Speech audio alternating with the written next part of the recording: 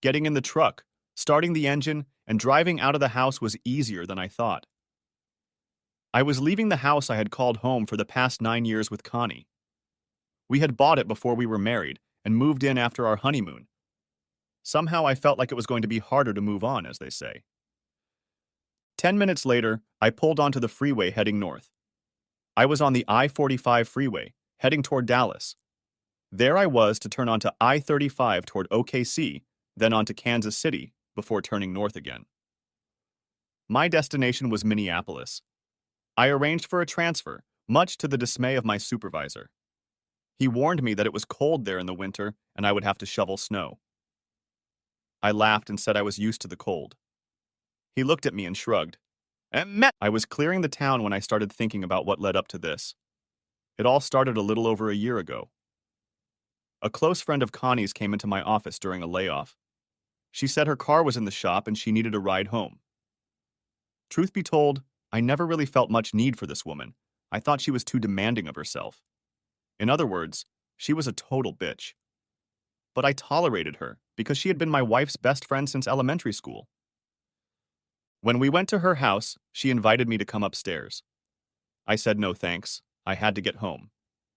She said she knew Connie was out of town, so I didn't need to hurry. She offered to cook.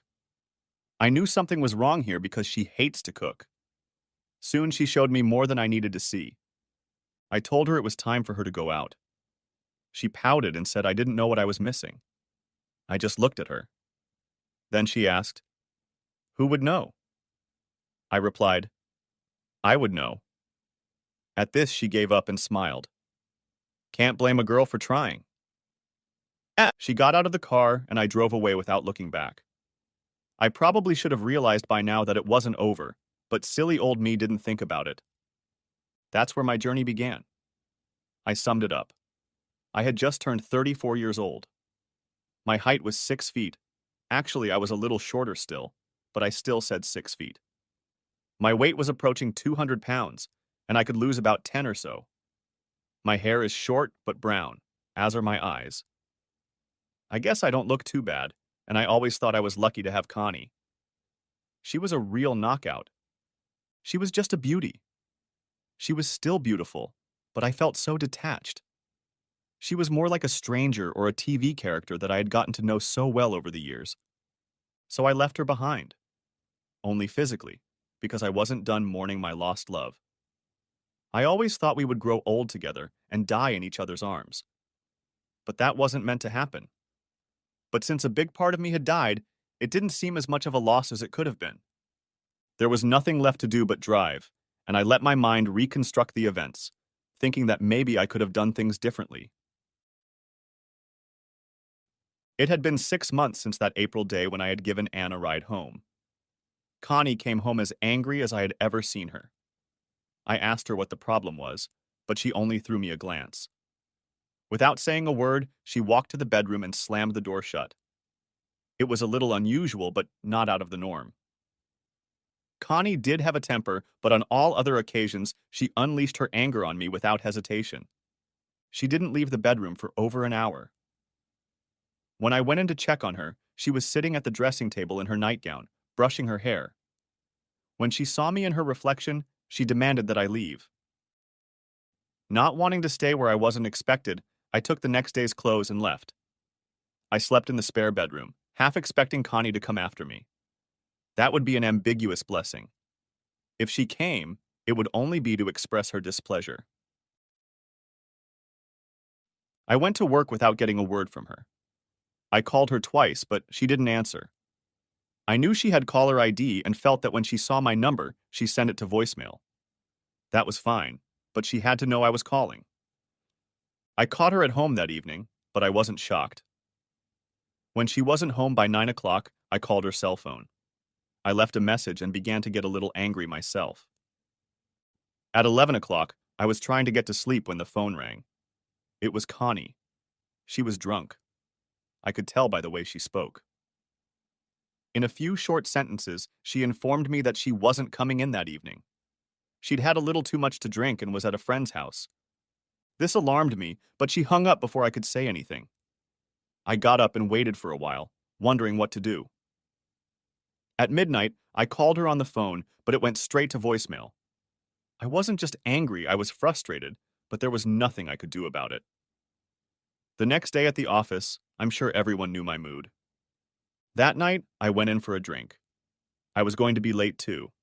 I did, and I didn't get to bed until after midnight. I found Connie's car in the garage. The engine was cold. I realized she was at least an hour ahead of me. I went in, expecting a scene, but there wasn't. The house was dark. I groped my way to the bedroom. The door was locked. Feeling alcoholic and tired, I lay down on the vacant bed and collapsed on it. The next morning, I woke up a little late and found I was alone. Connie had already left. Fortunately for me, it was Friday morning. I went to work a little late and tried to make the most of the day. I didn't call Connie, but I did call a male friend who worked with her to make sure Connie made it. All he could confirm was that her car was in the parking lot. And that Friday night, I walked into the house and saw her waiting for me. She had a glass of wine and a sober expression on her face. I was greeted with the words, "We need to talk." As most married men will attest, this means she is going to talk, and you should listen intently. She began, "Is there something you want to tell me?" "Yes, there is. But I didn't think this was a good time to tell her she was being a bitch." I also remembered the old saying, "I'll wait for her to tell me what I did wrong. I'm not going to admit to something she doesn't know about yet." When I stopped talking, she opened up. "I didn't think you'd confess on your own. But I know everything. You can't hide it anymore. I never thought you would betray me like this." Now I was at a loss. What the hell had I done? I tried desperately to figure it out. I hadn't bought anything expensive. I hadn't planned a fishing trip in the bay. I remembered the date. It wasn't her birthday or our anniversary. And what did she mean by betray her? Thinking about how to lie your way out of this? I looked at my wife of 8 years and shrugged. I'd figure it out if I knew what I needed it for. "Come on, Martin. Remember, you thought you could get away with it, didn't you?" "Got away with what?" "Cut the bull. You know what I'm talking about." "I have no idea. And if you want to keep talking in circles, I think I'll go get drunk." "Hell no. You're staying here until you come clean and tell me why." "Why what?" "Why did you do it, asshole? What do you say?" The asshole let me know she was very serious. But what was I supposed to admit to? What had I done? I know I can be an insensitive asshole, but all men can be like that. What was I missing? I tried to remain calm. "Done what? I can't apologize until I know what I did." "Oh, mister, apologizing won't fix it." "Damn, this is going to cost me," I thought. "What will it take then?" I asked. "I don't know yet, but it will cost you a lot. It might even cost you our marriage." That got my attention. This was serious. I started thinking. What the hell had I done? Whatever it was, this was definitely how I wanted it to go down. She saw my hesitation and furrowed her brow. Her anger was flaring with renewed vigor. Before I could speak, she laid it all out for me.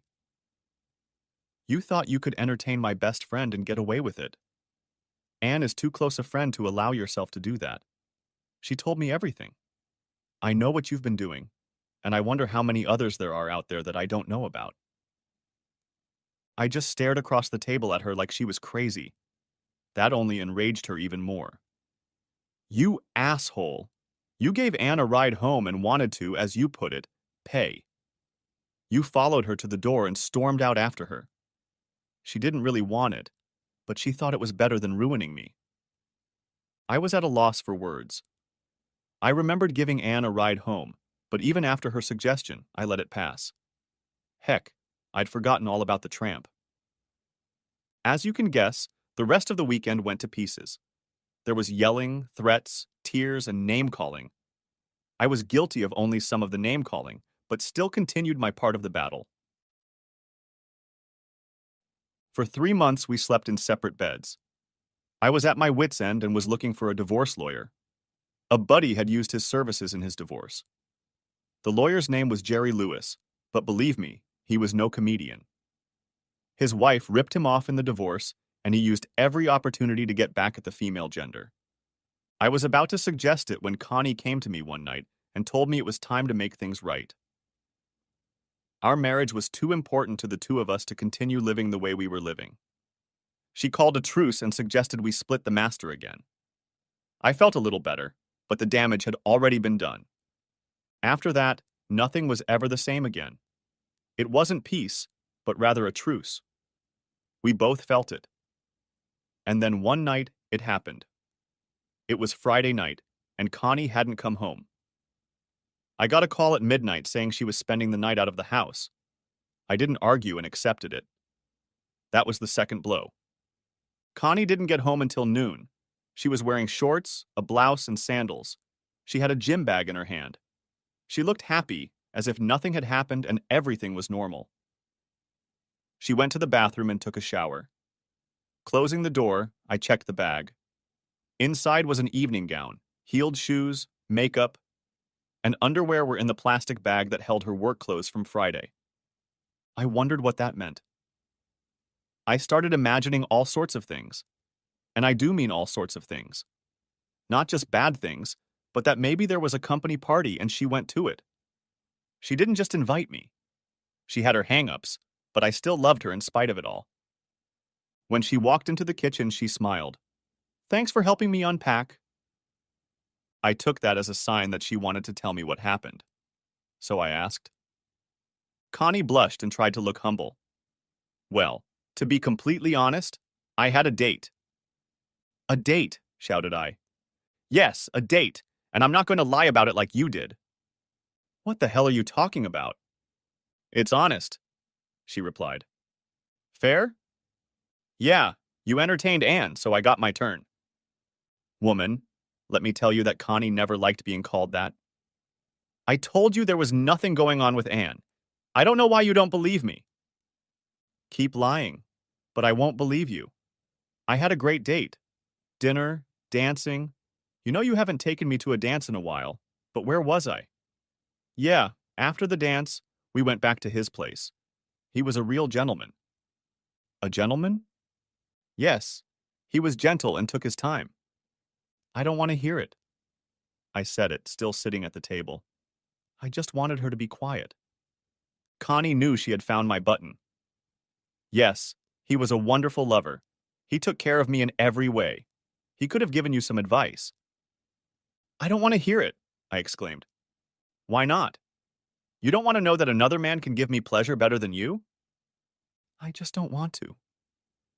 I covered my face with my hands and said, "I think I'm going to be sick." And I felt sick. I had to go to the bathroom because I felt like I was going to throw up. But I didn't, and after an hour the urges went away. I washed my face, got out of the bathroom, grabbed a beer, and went to the back porch. I was sitting there watching the sun go down when Connie showed up. I didn't pay any attention to her at first. Finally, I noticed her sitting next to me when she spoke. "Isn't the sunset beautiful? It marks the end of the day and the promise of a new tomorrow." I jumped up when she spoke because I was a little scared. I just looked at her, and then looked at the last rays of the sun again. "Yes, let's make our problems end. We can put them behind us, and tomorrow we can start a new life." I looked at the woman again. She appeared before me in a different light. How could she be so careless about what she'd done? Connie sipped her wine. "I think we should make new vows to each other and then go to bed and seal them." That struck me as funny, and I laughed for the first time in hours. "What's so funny?" she asked in a harsh tone. "Well, I don't know. Let's see. A new vow. Why? You didn't fulfill the previous one." "Well, asshole, you didn't fulfill it either." I just looked at her with as much hatred as I could remember. "Don't look at me like that." Then her voice softened. "I still love you, and I want this all behind us. Let's go to bed. I need you, and I want you." Damn, you're crazy woman. Woman again. "What does that mean, Martin Raymond Jameson?" Connie went into mother mode, using all three of my names. She knew it pissed me off. "I mean, I'm not going to go to bed with you. Go back to your buddy. I think the word is slut. With those words, I stood up and headed for my master. She followed me. I guess she thought we were going to hit the sack, but that didn't happen. I gathered up almost all of my clothes and carried them to the spare room. She followed me with a whoop or an explanation, which I ignored. The next trip was to get my stuff from the bathroom. Needless to say, Saturday night in Houston was cold and Sunday was even colder. I accepted the facts and headed to work. It was time to do something. I worked on the translation and gave Jerry Lewis everything I had. I think he was absolutely thrilled with the case. That was a little over 2 weeks ago, and now I'm alone on the road to Minneapolis. The ride was very lonely, and I felt the loss more than I could have imagined. I had intended to stop in Kansas before stopping, but instead I drove straight through. Not that I wanted to, I was just afraid that if I stopped, I would sleep through my decision and turn back in the morning. Sleepless nights can be such an ordeal for a person. Arriving in town about 20 hours later, I was ready to sleep. I found a hotel and checked in. It was Saturday, so I paid for 2 days. I didn't have to come into the office during the week, but I didn't want to sit in the hotel. It was a surprise to everyone in the office when they found out I was traveling alone. They wanted to have a farewell dinner for us, me and Connie, but understood when I explained. I was a little surprised that the news hadn't gotten to Connie, but she was truly surprised when I left. I had planned to leave before she got home, but because of the last-minute sale and the fact that she came a little early, I had to meet her. I checked my phone but knew there would be no call. I bought a cheap cell phone and transferred my number to it. I then got a new iPhone number that I carried with me. I hid the old phone in a den under the couch. If Connie tried to call, she would find it. I smiled, but it was a sad smile as I wondered if she had tried to call. Maybe she was in her buddy's bed, and I was sitting in a hotel room on the edge of the country. I had to put the thought out of my mind. There was nothing left to do but go in search of my new office. Finding it was much easier than I thought it would be. I thought all cities were like Houston, but it turned out that wasn't the case. Over dinner, sitting alone, I realized that I needed a place to stay. An apartment would do just fine, hopefully at least partially furnished. Monday came, and I turned pale. I thought that being away from Connie would make me feel better, but it didn't. It's hard to explain, but even though I was angry with her, I was comforted to some extent knowing she was in the house. I had to come to terms with that. So I did what I could and went to the report. I was expected, but not that morning. I met my boss Bill and his secretary Jackie. Jackie was an attractive woman in her early 50s. She dressed well and was very professional. What caught my attention was not only her smile, but also the stone on her wedding finger. I paid attention to it not because I liked her, but rather because of its size. If it was real, a man who could afford it wouldn't need her paycheck. As it turned out, she was married to a very wealthy man, which allowed her to keep her job. She had been with the company for over 15 years. She took the position when her children were in middle school. Bill asked if I still had a position. I replied that I didn't. He asked if I would like Jackie to pick up a few spots for me. I was surprised at what she had in store for me by 1 p.m. As I was picking up the brochures, she mentioned that she had a daughter about my age who would like to show me around. I thanked her but told her I was married. Jackie threw me a strange look and then smiled. I thought she was offended, but it turned out she knew about my impending divorce and realized it was a topic I didn't want to discuss. If anyone needs to confirm your occupancy, here's my direct line card. Most of the complexes are new and need tenants, but they may still need verification. At my second stop, I rented a one-bedroom apartment on the 4th floor. It was unfurnished, but they had a company that furnished it and rented it out or sold anything or everything they delivered. I had money for per diem and paid for the apartment. By Wednesday, I was settled in and ready to go. Connie didn't track me down until the following Thursday. By then, she was no longer a happy woman. She had received papers about our impending divorce. I took some verbal abuse and tried not to respond to it. I was at my desk in my new office and didn't want to wipe my dirty laundry in front of my new coworkers. One more thing. It took me about 40 calls before I found the damn phone under the couch. You sure can be nice sometimes. And last Tuesday at the office, I was handed the paperwork. I only found you when my lawyer demanded to know your address to serve you papers. I'm suing you. You, you twisted asshole. That wasn't the hard part for me. What got to me was when she broke down and cried. I knew I still loved her, but not like I used to. It still hurt me to see her pain. Thankfully, my attorney held up the paperwork. He required legal representation for me in Texas. And since I was out of state, they had to work through him. He kept in touch, and I could hear the pleasure he took in pissing off Connie. People were different in Minnesota. Not bad, just different. In the far north, people enjoy the warm months as much as they can. The only exception was that all the swimming pools were closed. But otherwise, people used the parks and fields to play ball until the wee hours of the morning, especially in the summer when the kids were out of school. I started walking to work. It was a little over a mile.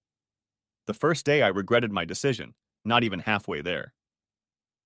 When they found out I was walking, I expected to be scolded for not having enough money for gas, but that didn't happen. By the second week, I was already enjoying the walk. I was watching spring pass and summer go away. It was already getting chilly, and it was only the end of September. I took my last walk, not thrilled with the cold 20 miles per hour wind. I thought I understood why we had underground parking garages, but not completely yet. I was walking down the hallway to my door when a woman came out of it, nearly running into me. All I remember is that she was wearing a small swimsuit. It barely covered her, but I didn't complain. "Oh, sorry, I was going for a swim. I probably should have put my wrap on first." She smiled, and it lit up the hall. I didn't know what to say. I just stared at her like I'd never seen a woman before.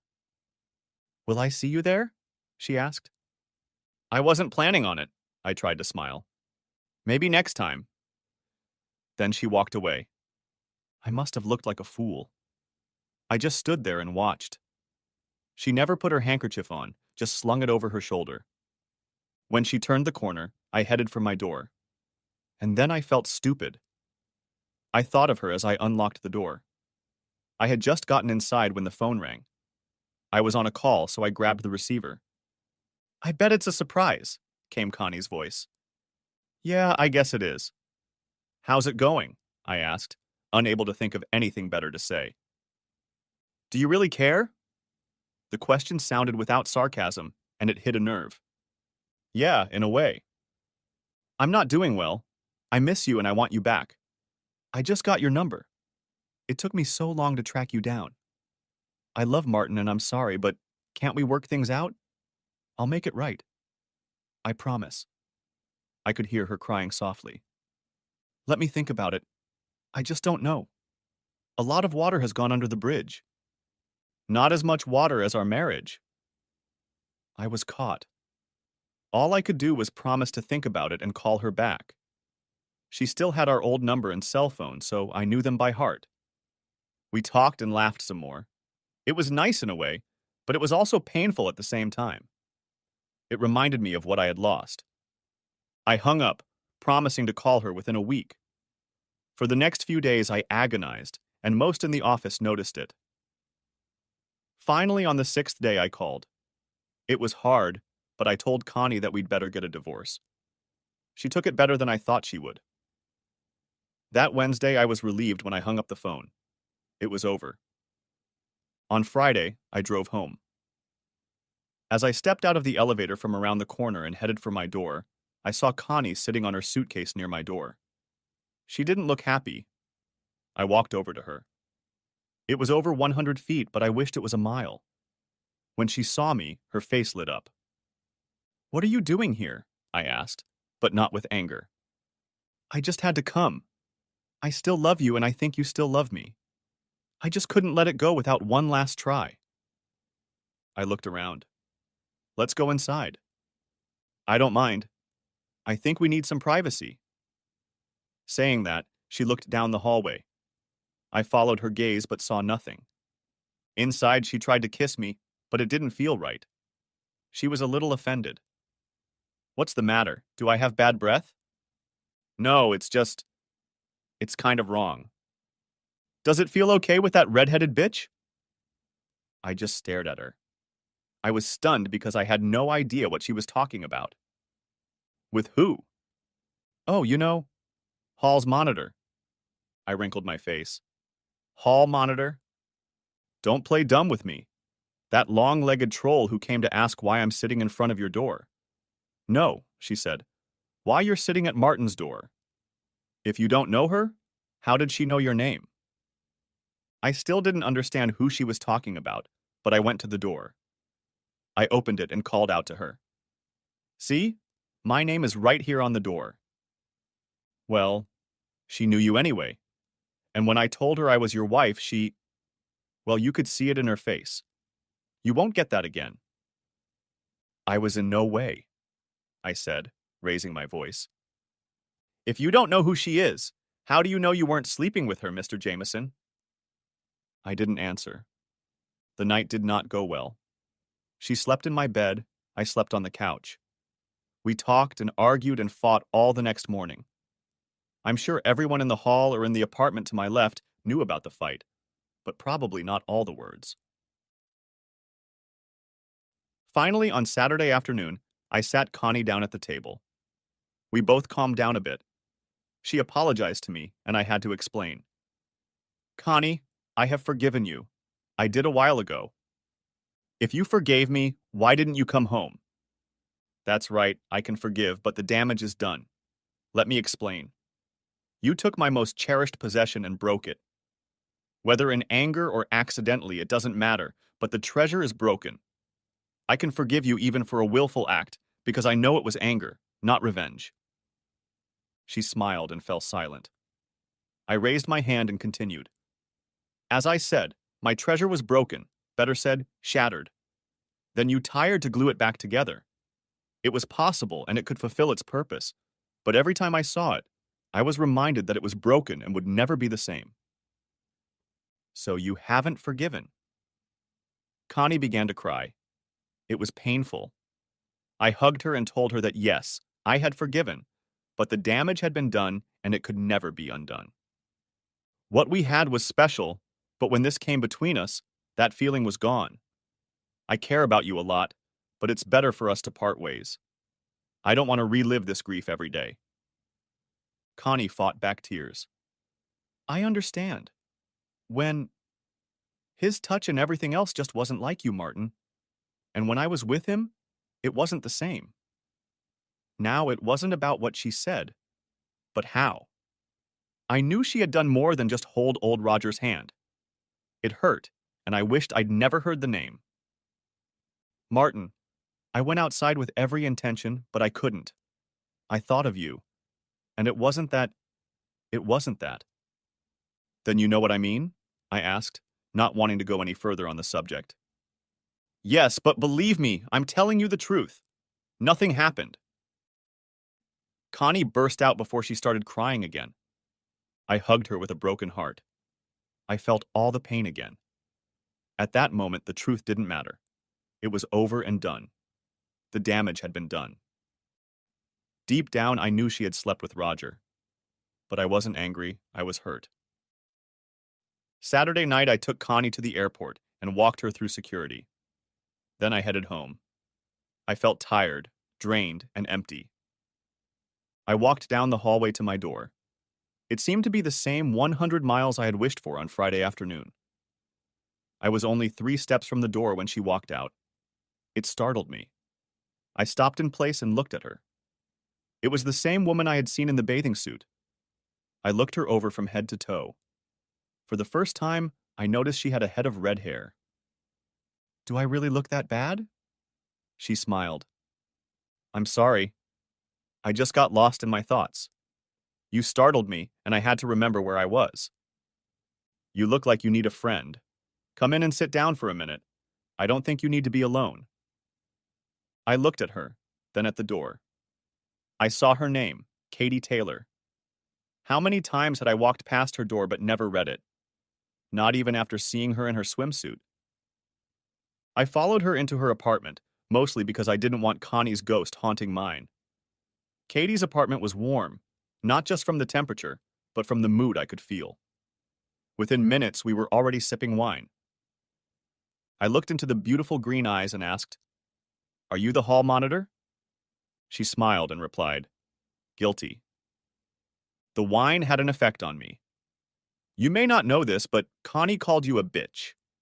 I don't know why I said it, but I did. "My bad again," she smiled over her glass. "I hope it doesn't make you think any worse of me." "No, not at all, but I can't say the same about my soon-to-be ex-wife." "It doesn't matter," she smiled again. I just looked at her smile and felt warmth throughout my body. Thinking at that moment that it was the wine, I just accepted it. The next thing I remember is that I woke up to the smell of coffee and bacon. I was hungry because I hadn't eaten all Saturday. I looked around. I wasn't lying in my bed. I was only wearing shorts and a t-shirt. I looked at the other side of the bed.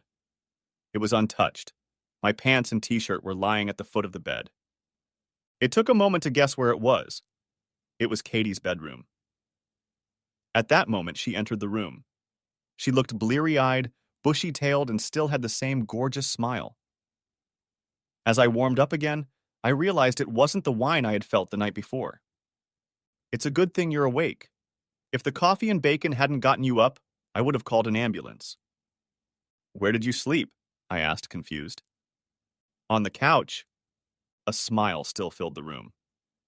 "Mom used to say that the best way to a man's heart is through his stomach.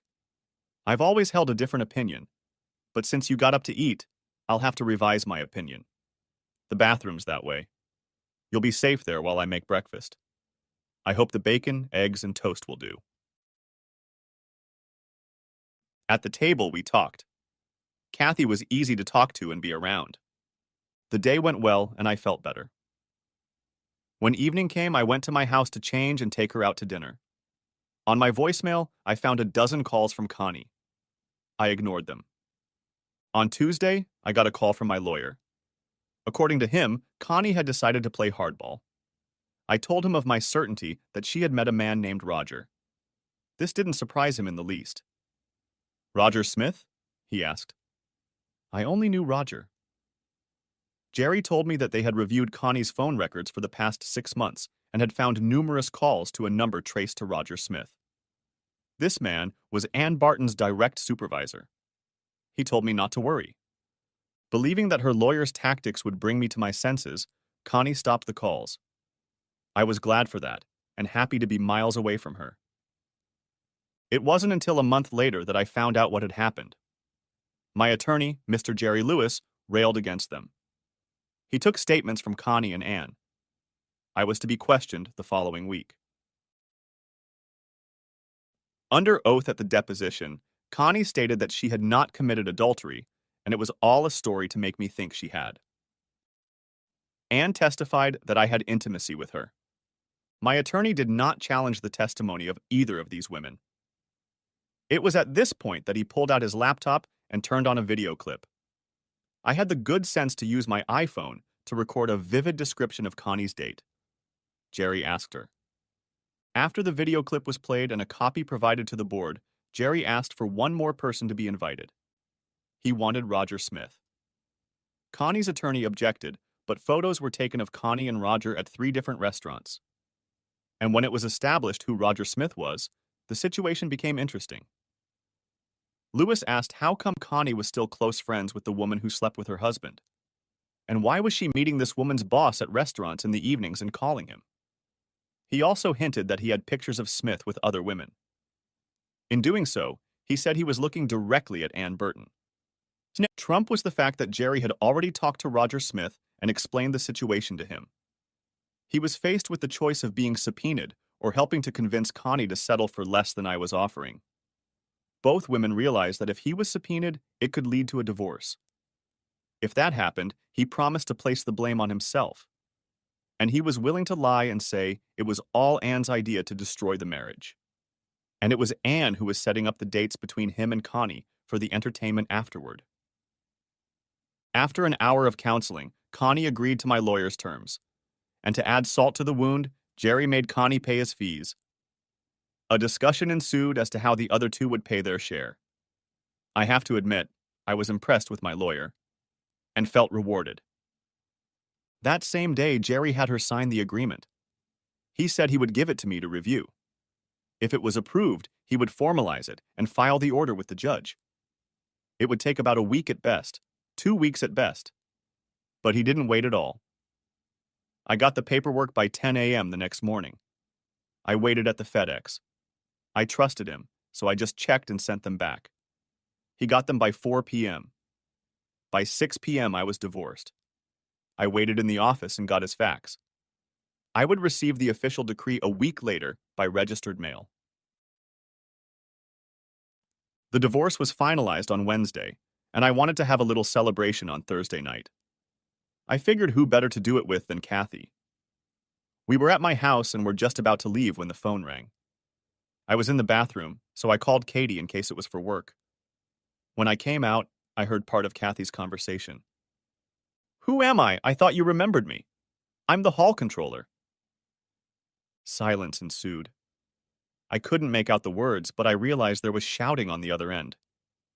"Is it good to hear you?" "Yes. Now what can I do for you?" More yelling.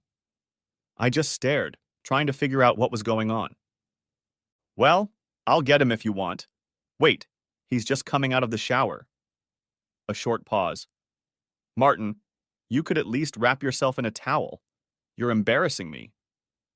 "Yes, Connie, I think he can talk to you now." Kathy held her hand over the receiver. "I'm sorry that bitch comes out sometimes," she whispered with a wicked grin. I picked up the phone and smiled. I pulled it away from her face and said loud enough to be heard on the tube, "Why are you embarrassed?"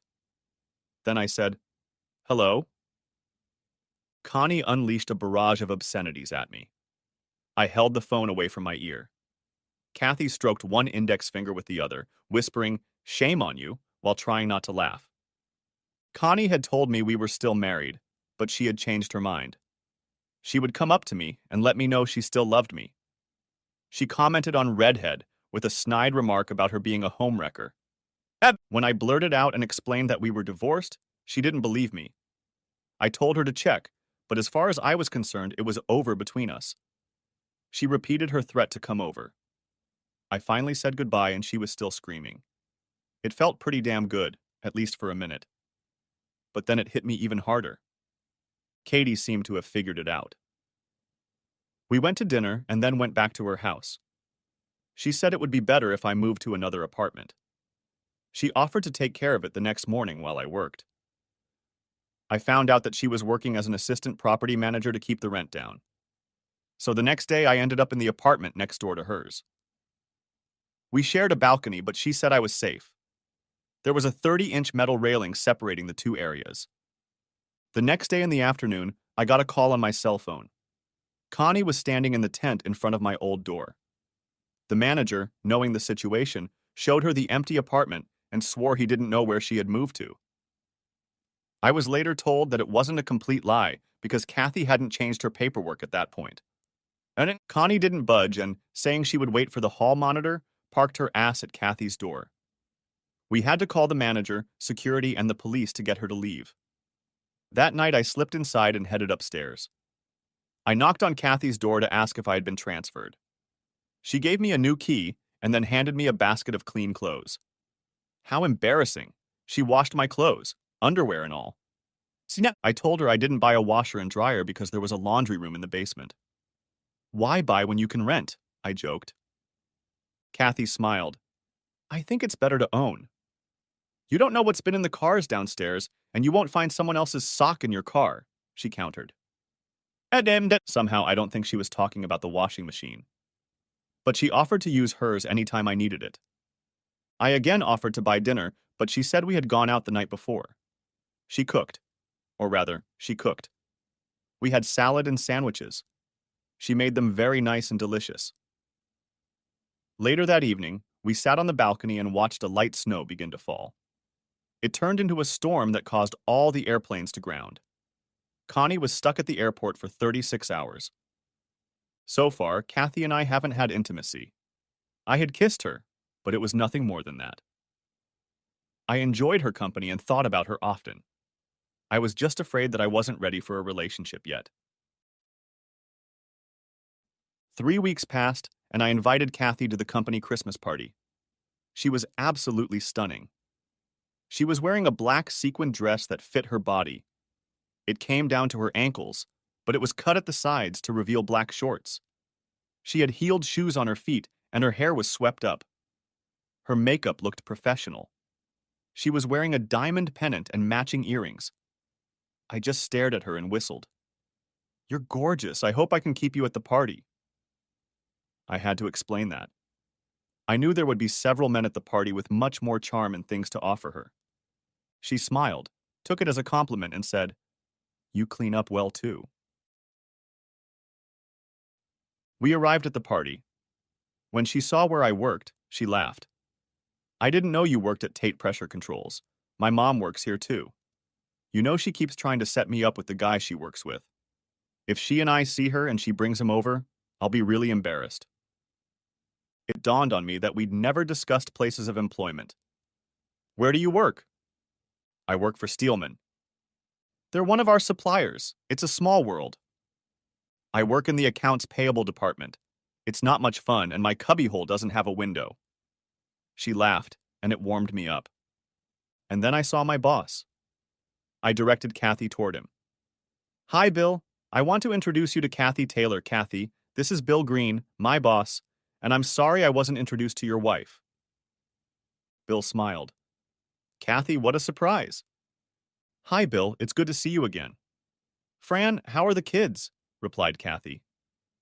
I felt I had missed something. Then I experienced another shock. Jackie came over and gave Kathy a hug.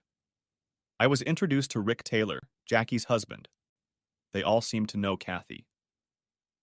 After a minute, Kathy whispered something to Jackie. Jackie started laughing. This stunned Kathy and got everyone's attention. Jackie took her husband's hand, and they withdrew.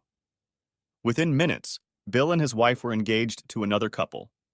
I just had to ask what it was. Kathy looked me straight in the eye. She didn't say a word, just led me to a secluded spot near the dance floor. It was my mom, and I asked her not to bring up that guy from her office. I wanted her to know I was on a date and didn't need help. She just burst into laughter and led my dad away. I'll get to the bottom of this. It hit me. Jackie had offered to help her daughter show me around. The same Jackie who had someone in mind for her daughter. Kathy saw me thinking and asked, "What are you thinking about?" Say, "Do you have a sister?" "No, just me and my brother, but we lost him to cancer about 10 years ago." You could hear the pain in her voice. "I'm sorry. I hope I didn't ruin your evening." She smiled. "You didn't ruin it, and I hope my mom doesn't. I don't think she'd drag a guy in here just so I'd have a choice, like she says." I remembered how many times Jackie had tried to get me to call her daughter. Now I was with the same woman. It was kind of funny even. But I could be wrong. Or Jackie could have more than one man in mind for her Katie. I decided to keep my thoughts to myself. I would wait to see what the night would bring. A few minutes later, the orchestra started playing. I'm not a very good dancer, and I warned Katie about that. But she followed me onto the dance floor anyway. I pulled her against me and slowly moved across the floor.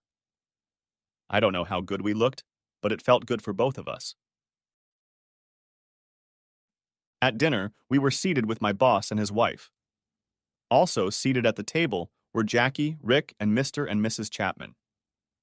Charles Chapman is the president of our division. I had never met him, but I had seen his picture many times. Everyone seemed to know Kathy and she knew them. I was an outsider in this group. Over the course of the evening, I noticed Jackie looking at me or Kathy, smiling or laughing, sipping champagne. But I noticed other things too. I saw the love between Jackie and Rick. I watched them closely from across the table. Jackie listened to every word her husband said. He was just as committed to her words. They made frequent contact. I noticed that when Rick spoke, she would wrap her arms around his right hand. She would interlock her fingers and lay her head on his shoulder. He would place her left hand on top of his.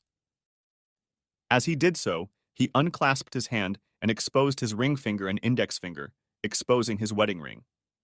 His gold ring touched her stone. Perhaps he did this because the stone was so large, but I think it was done more to show their union. It seemed like they were always touching each other. I envied them. I watched and saw what life could be like. I should have realized that it could have just been a pretense or a temporary phenomenon, but I would bet it wasn't. I had been watching for so long that my companion noticed how distracted I was. Kathy got up to go to the ladies' room. Jackie and Fran went with her. When Kathy returned, I got up to help her into her seat. Instead, she smiled at me. It warmed me to the core. She took my hand and led me to the dance floor. She melted into my arms. After a minute, she looked up and asked, "Can I tell you something and you won't be mad?" "Sure. Why would I be angry? Unless you tell me you saw your ex-boyfriend and want to go home with him." I half joked, but I had a fear that she was too good to be true. Katie pulled away from me and looked me straight in the eye. With a stern face, she said in a serious tone, "I'm here with the man I chose to be with." Then she relaxed and rested her head on my shoulder again. What I was going to say, before I was interrupted. But she didn't get angry. My mom confessed, "You're the person she wanted to introduce to me." I couldn't believe my ears. And the thought of what we'd both said. Me about my boss's secretary wanting to pawn her daughter off on me. And Katie about her mom always finding a boyfriend for her. But we were both amused by it. "I'm glad I met you, Kathy. I only wish I had invited your mom that first day." I was sincere in my words. We danced some more and I lost my head to her charms. After a few minutes, she whispered, "What were you so engrossed in at the table?" I answered honestly without hesitation. Later, I would realize how comfortable I was with her. "I was a little jealous watching Jackie and your father." I felt her tense up slightly. "I didn't know you were partial to older women." "This isn't about your mom. I see what I'm missing when a woman loves me the way your mom loves your dad, or to love the way he loves your mom. I want a woman like that." She looked at me with beautiful green eyes. "Even when the bitch in her comes out every now and then?" I smiled at her and kissed her forehead lightly. "As long as it's properly directed." "I know, but sometimes—" "What if?" she asked softly. "Even then, what more could I ask for? I want you. I want to know you. All of you. And I want to get to know you. I want to be everything to you." "Everything?" "Yes, your woman." I was stunned and honored. I had strong feelings for Kathy, I realized that. That's why I'd never tried to get her into bed. But in that moment, I felt a burning desire. I looked down at her. "I liked the list, but you left something out." She looked puzzled for a moment. "You missed your wife." Our dance stopped and we kissed. We were still kissing when the music stopped and the dancers started clapping. This interrupted our kiss, and we looked around to see many people smiling at us. I took her hand, and we found a secluded spot behind a potted plant. "I want to take you home." She looked up and said, "You can't do that today." I thought, great, it's her time of the month. By then, the music had stopped. The band was leaving for a break. We went back to the table. Her mom looked up and smiled slightly. "Oh, there you are. We thought we were going to have to send out a search party." Everyone at the table laughed, as if they knew why we were gone. Something had changed. As we listened to the table talk, I could feel Katie's touch. She did many of the things her mother did. I wondered if it was instinct or training. At the end of the evening, Jackie made a final toast. "To mothers, they sometimes know what they're talking about." As she uttered these words, she looked directly at Kathy. Everyone at the table agreed, taking their last sips. Kathy hugged everyone at the table, and I shook hands with all the men. We went to get my car. I used the valet service. When he pulled up and held the door for me, I ignored him. I walked Katie around the truck and opened her door. I helped her into the seat and even buckled her seatbelt. I wanted to leave as soon as possible for several reasons. One was that there was a line of people behind us waiting for their cars, and the other was my desire to be alone with her. I tipped the valet and we drove off. We hadn't even gotten out of the car yet when I felt her hand on my leg. I've really enjoyed this evening. I just don't want it to end. I drove her back to the apartment building. She didn't utter a word as I stopped at my door and ushered her inside. A moment later, we were in a dark bedroom. I won't go into the details of our night because it's too personal. We fell asleep late in the morning. When I woke up, I found her still beside me. She didn't ask where we were going. I saw the joy in her eyes when we pulled up to the jewelry store. I let him pick out a set of rings, and there was no problem with the price. She was a little taken aback when I wouldn't let her wear it, but she took the box and put it in her pocket. Now call your parents and ask if we can stop by their house. As we drove to her parents' house, I let her look at it. A few minutes later, we were at their door. Jackie and Rick greeted us. We were in the room when I started. Mr. and Mrs. Taylor, I come with a confession and a question. All three in the room exchanged glances. Last night, I'm afraid I took advantage of the situation. I should have refrained, but I didn't. I should have behaved properly and respectfully and taken Katie home. Her home. But I didn't. I'm afraid I dishonored her. She is very dear to me, and I would not want my actions to dishonor her or our child. That is why I have come to ask your permission to ask Katie to marry me. This stunned them all. I explained, I will only ask for her hand in marriage with your blessing. Jackie spoke up. I think it will be Kathy's choice, but we are both grateful to you for taking care of our blessing. And now I can leave my daughter for a moment. She stood up and called Katie into the other room. Within a minute, they were already taking Rick away. I sat in the room wondering what I was doing. The wait wasn't long. Rick came back to me. Martin, Jackie and I bless you, but we would like to ask. I expected I was about to fall over. We would ask that you leave her with us and come back tomorrow to ask her. If you do, please wear a costume. It goes without saying, there will be a celebration. With these words, I was escorted to the door. I thought about the costume as I drove. The only thing that occurred to me was that we could attend church together. And why the wait? Were they really going to talk her out of it? We'd only be engaged. Not that we'd be married right away. But just in case, I wanted it to happen soon. The day passed slowly and heavily for me. I was afraid it was all too good to be true. And at night, I didn't sleep well. I felt more alone than ever. Sunday came. I called. I wanted to make sure I'd be there on time. I expected to be there before 9 so I could make it to the church service, but it turned out that wasn't the case. I was invited at 1 o'clock in the afternoon. Needless to say, I was on time. Jackie met me at the door. She had a pleasant smile, almost disarming. I felt a chill, imagining the worst. I was escorted into a room where Katie and her father were waiting. When we were all seated, Jackie asked, So, why did you come to see Martin? I looked at Kathy and realized how much I wanted her in my life. Her absence the previous night was still too vivid for me. I've come to ask your daughter to marry me, Mrs. Taylor. Jackie smiled. You have been blessed, just as you were yesterday.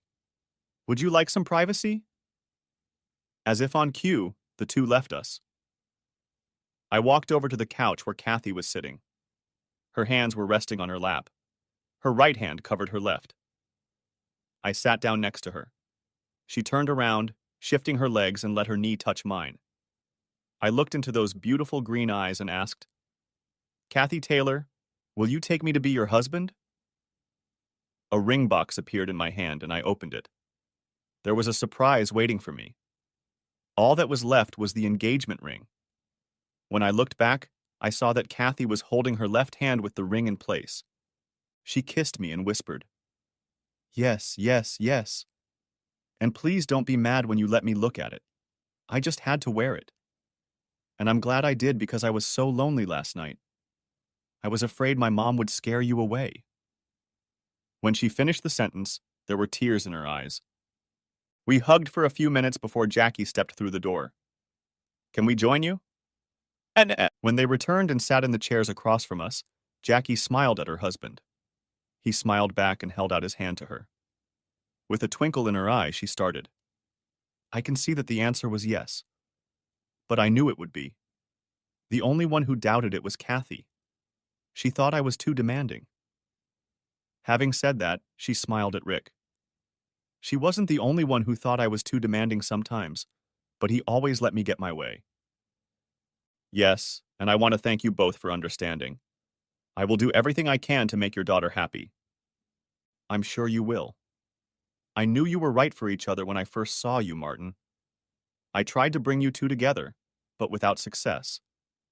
But since you found each other on your own, it only further proves me right. Now, about the situation. Are you saying you dishonored my daughter? Jackie raised an eyebrow. Yes, dishonored, and I apologize to you and her. Mom, it's our business, Katie said, blushing. Rick only smiled and shook his head. Jackie didn't relent. Are you afraid there's cause for concern? Mom, please. Kathy, you agreed that I could voice my opinion. Now, do you have cause for concern? My ears popped and my hands became clammy. What was this leading up to? Yes, ma'am. I didn't use birth control, and I found out later that Kathy didn't use it. You are quite right. Kathy never took the pill or anything else, and I'm proud of her for that. But you must not have used birth control like they say you did? Her father sat back in his chair, rolling his eyes and shaking his head. But he was still holding Jackie's hand. No, ma'am. I didn't use it. You said you love my daughter and don't want her to be dishonored? Quite right, Mrs. Taylor. When I said that, Katie kissed my cheek and rested her head on my shoulder. As she did so, she extended her left arm and pointed her fingers toward the ceiling. She was looking at the ring on her finger. An expression appeared on Jackie's face. Martin, she's been looking at that ring since you left. She picked up the ring and looked at her husband. But I think I know why. Because it symbolizes your love and her devotion to you. Where was I? Yes, on the fact that I want to offer a solution to your problem or possible problem. If you want to honor my daughter for the gift she has given you, you can show it by marrying her immediately. Yes, ma'am, Mrs. Taylor. We'll do it as quickly as we can agree. Is that so? What if I can arrange it today, in this house? I couldn't believe my ears. Tonight? I turned and looked at Katie. She was frowning slightly. She pulled me to her and whispered, We don't have to. I looked at my all-too-soon-to-be mother-in-law. You can do it?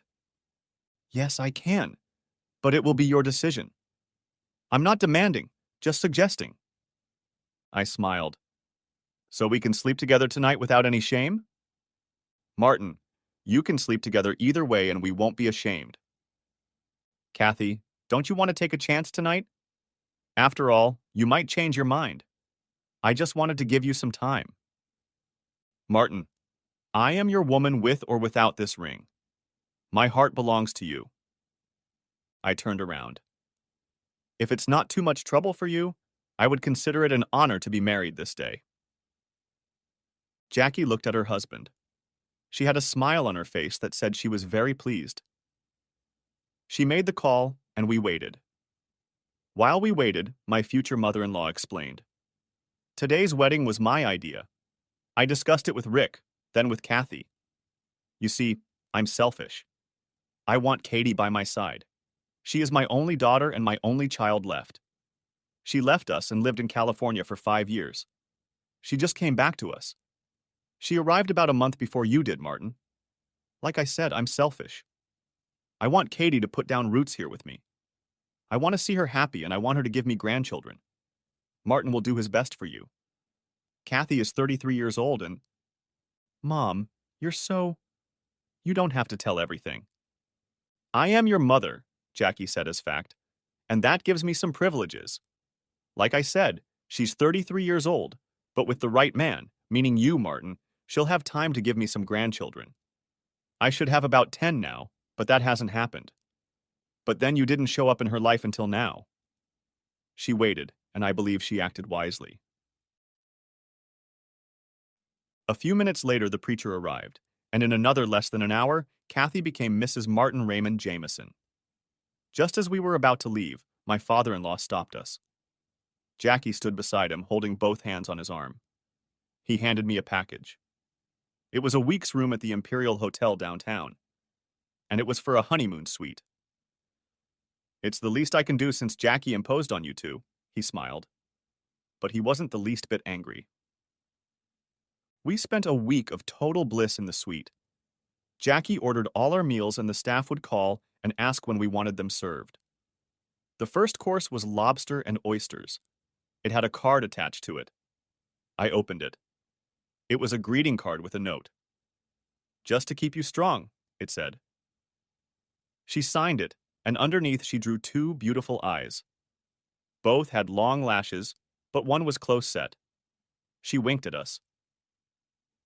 The first week I returned, my boss called me into his office. I wondered what I had done. Jackie was there waiting for me. "Martin, I want to turn to you and ask you for a favor." "I'll do my best." "I want to ask you first and then Kathy. I know what Rick will say, but it will be up to you." I waited. My mother-in-law turned out to be full of surprises. "I want to ask your permission to have a big wedding for you and Kathy." I frowned. "Please be lenient with me. She's my only daughter. Rick and I didn't have a wedding. We eloped and got married. We had no wealth and my father didn't like my choice of husband. We were starting from scratch. Everything we have, Rick earned. He made a good living. So please let me splurge on the wedding, and if you agree, I'll have Rick add another week or 2 weeks at Imperial or Hawaii if you want." I realized what that meant to her. I smiled. "I'll let you and Katie work it out." She stepped toward me and kissed my cheek. "I'll get my way. I'm her mother. I'll use guilt. Thank you, Rick. You're awesome, and I can be proud of the man my daughter married." She turned to leave, but turned around to look at me. "Did I tell you I was going to be a meddling mother-in-law?" It had been decided, and it was going to happen on our 6-month wedding anniversary. While we waited, life settled down, and we began to experience all the joys of married life. We moved into Katie's apartment and vacated our own. We kept what we wanted to keep since we were going to buy a house. This was part of putting down roots. The day came and we were going to get married. I would say, remarry. As we stood at the altar, the preacher gave a little speech. "Friends and family, we are gathered here today for a special occasion. But some of you may not know that this is merely a reaffirmation of their vows.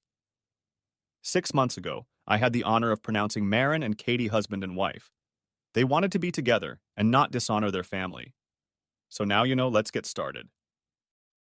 The wedding went great and we got another week at Imperial.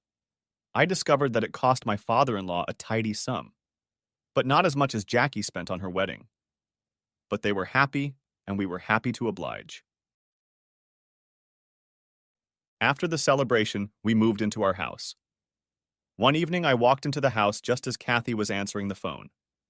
"Jameson Residence." "Hi, how are you?" "Glad you didn't have a problem with the number. It's on the list." "Sorry to hear that." I only understood one side of the conversation. "Yeah, I'm glad you got it." "Oh, it wasn't much trouble or expense." "Yeah, just wanted you to know. And I'm sorry I somehow forgot to send your invitation, but I included it in the package." "Yes, the picture. Yes, really. So much you said?" "The postcard. Yes, I thought you should know. Actually, you're the first to know about it. Martin just walked in. Do you think I should tell him?" "Really? Well, we have a lot to discuss, so I have to let you go, Connie. Call again. It's always a pleasure." "You shouldn't say that. I was the controller in the audience. Yes, I understand your feelings, but I really have to go. Martin is here and looking at me with loving eyes. Bye. Who was that? I asked, dumbfounded. Just Connie. What's her name? Kathy smiled as she dialed a phone number. What's Houston's area codes? Within a minute, all calls from Houston were blocked. What was that? Kathy smiled at me. Just the bitch in me coming out again. Have you lost your mind? No, it seems well directed, but what was that? Just then the dryer buzzer went off. I have things to do, but come on, I'll tell you. As she approached the laundry room, she picked up an envelope. It was smaller than a letter, probably some kind of greeting card. In the laundry room, she took the clothes out of the dryer and spread them out on the counter. I wanted to get her attention, so I took her in my arms and sat her on the dryer facing me.